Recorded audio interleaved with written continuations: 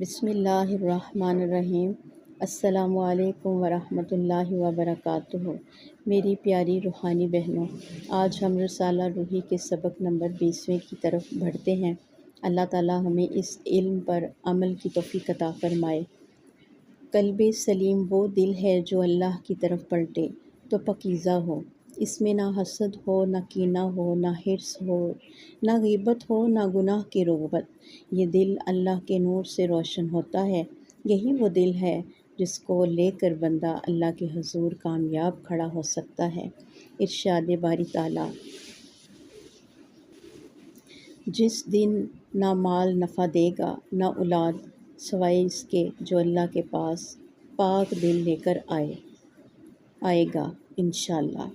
اپنے دل کو روزانہ معاف کرنے، درگزر کرنے اور اللہ کے ذکر سے صاف کرتے رہیے۔ حسد، بغض اور کینہ سے بچیے، کیونکہ یہ دل کو زنگ آلود کر دیتے ہیں۔ صبح و شام کا ذکر کیجیے تاکہ دل پاک ہوتا رہے۔